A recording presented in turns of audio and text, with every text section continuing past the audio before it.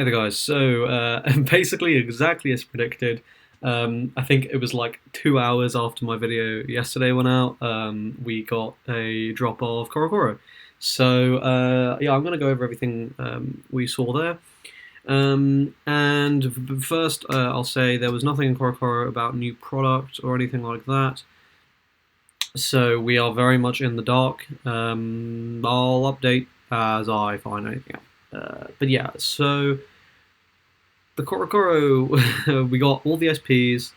I think we're missing now like 12 cards from the final set we know about. Um, so yeah, it's pretty crazy stuff. I mean, I don't know where the game goes from here because like half the decks in this set, if they had just come out like alone, would be unquestionably like the best deck. So, well, okay, maybe not unquestionably, but they'd be up there. Like they would be damn good. So yeah, it's pretty okay. Well, we'll get started now. I'm gonna go over some of these again. I think I'm not. I can't actually remember if I've gone over the cards here that have SPs. It's possible that I didn't, because obviously I wasn't making videos for quite a while. So yeah, we got the Deity Gargantuan Dragon Julma. This is the new Garga Evo. 3 gauge top 2 deck Soul. When this card is attacking alone, its damage cannot be reduced. That's pretty good. I mean, it's still null it, still stun it, so it's not that good, but it's nice to have. When this card enters the field, for this turn, all Deity Dragon Tribe on your field get plus 10k power. That's going to be useful against like big wall decks. Basically just max dragons really. Though, obviously, there are... Anyway, then if this card enters the field by G-Evo, pop up to 2 and draw 2. So that's quite nice draw power. Move, penetrate, double attack, soul guard, counter attack. So a billion keywords. On the surface, this card seems fine. It doesn't seem like, it doesn't seem like end of season shit. But you got to remember, I think a lot of people will just forgotten, myself included, just kind of forgotten a lot of the old Deity Garga support. You go back and read some of that stuff. It's pretty wild. No, so you got to remember this is a Dragon, so you can use this with everything. Even though this is wait, actually, sorry, I think I'm lying there. Doesn't have the keyword. Yeah, so you can use this. So you can't use it with everything, but even in Dragon World, there's a lot of stuff there that this card can abuse. That's pretty nutty. So it's definitely worth going back and having a look at the previous support to sort of see the stuff this deck will be able to do. But yeah, it's definitely good. I think more testing is having to see just how good it is, because it's not like a lot of cards that we'll sort of go through are obviously like, whoa, this is obviously broken, but Garg is one of those ones where I feel like you really actually do need to test and refine like significantly to arrive at any kind of an optimal list. It's pretty difficult to do that.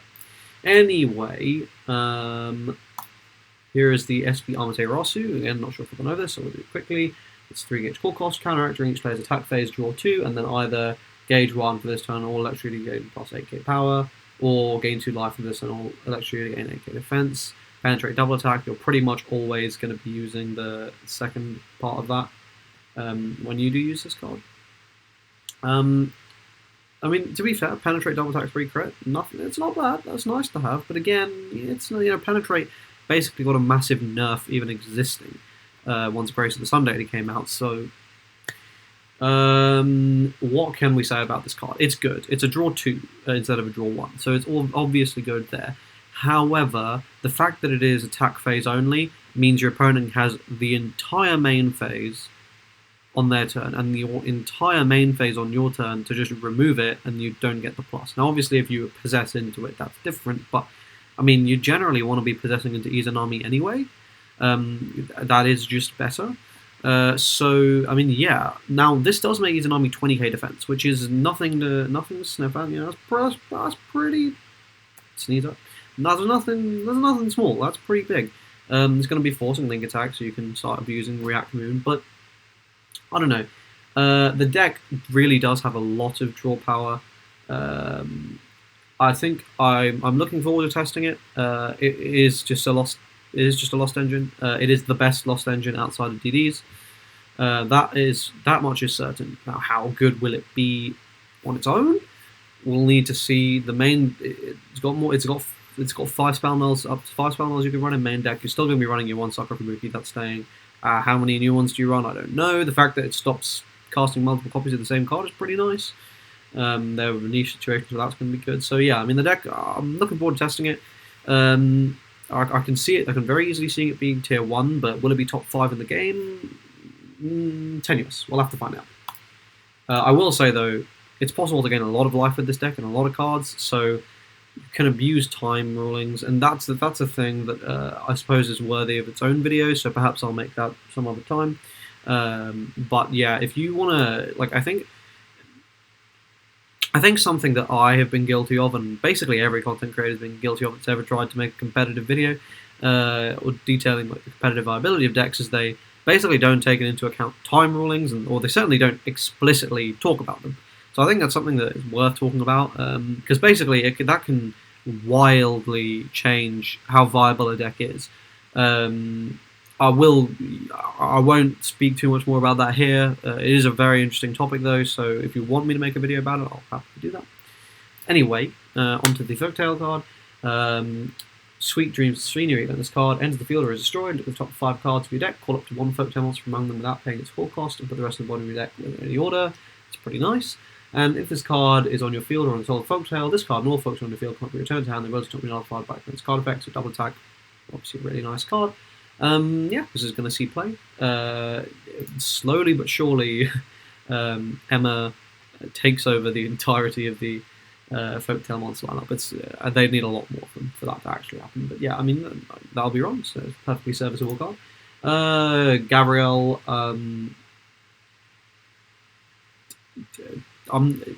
Like, this deck is garbage because Grace of the Sun Deity exists. It's actually no point even talking about this because it does nothing to solve that issue. Like, if you're unaware, Grace of the Sun Deity says no damage by card effects. So I mean, there's no point. There's actually no point. Like, it doesn't matter what it does. It doesn't matter how much burn it's going to let you to go off when they just reflect 1 card over and it does nothing. Anyway, now this is possibly the most broken card in the entire set. One of the most broken cards in the entire game. It's that good. It's really, really good. So, core cost, put up 3 cards for drop Synergy Soul and pay 2 gauge. During your opponent's attack phase, nullify all abilities of monsters and items on your opponent's field. This ability cannot be nullified. So if they don't have blanket null immunity, immediately they're in trouble.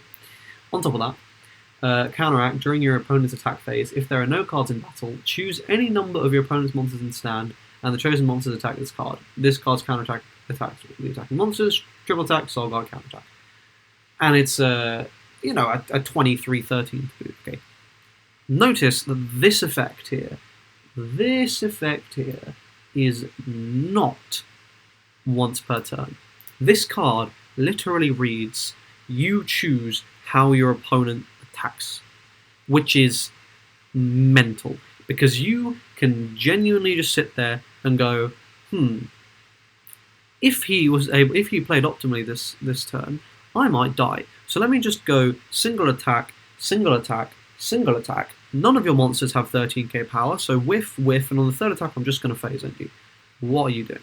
Like, forgetting that, you can force them to, like, if they've got some crazy penetrate or something, you can just go, alright, I'm going to force you to link everything right onto this card, so I lose 1 soul. Alright, next, do it again. Okay, cool, your attack phase is over. Because this thing comes in with 3 soul, which is, I mean, this card is game changing. This card basically this card is going to be, I guarantee, if you see this in the DD, if you don't go into Lost first in the DD mirror, I think you're just going to end up having to pack up then and there because of how fucking ridiculous this card is. Like, what do you, like, unless you can just immediately get rid of it, which will be difficult.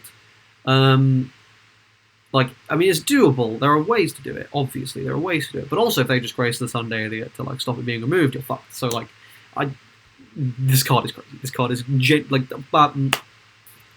get 4 copies. I don't know if it'll be a 4 of, but I'm getting 4 copies because it might be. I'm not. You're going to see this in every. You will see that in a majority of topping lists. I'm very confident of that. It is crazy. Put up to 1 blade dancer your soul. Damage dealt by card effects of your Excel blade is increased by 1. That's nice. Grace of Sunday says hi. When you deal damage to your opponent's card effect, you hit the top card deck of the cage. Solgar, that's nice. It's a really cute card, you know. I mean, definitely doesn't instantly lose to Grace of Sunday. It's an entire deck concept. Okay, and now we've got the 3 new cards. These are definitely new. I might have reviewed the other ones before, but these cards are definitely new. And these are the big ones. So we'll start with Battle. We'll start with Battle of Glory. We'll go from worst to best, I guess. Not that this card is bad. This card, Austin has. I was talking to Austin. He's already found a loop for it. It took him like 5 minutes.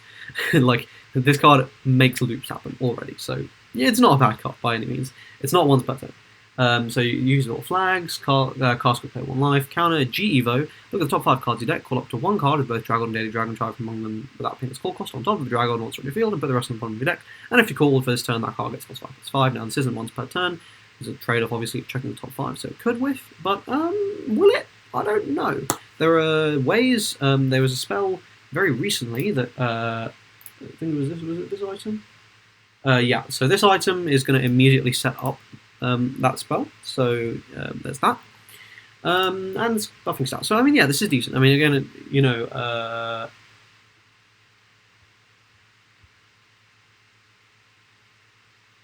Yeah, sorry.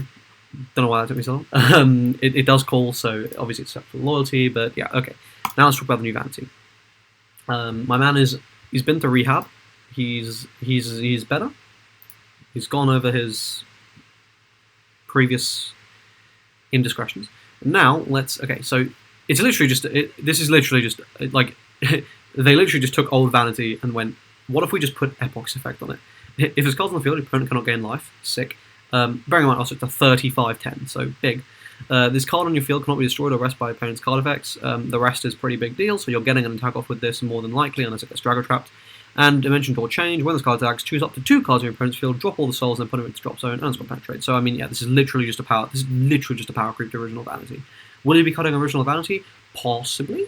Very possibly. Depends on the monster lineup you want to go for, but I mean, this is kind of just better.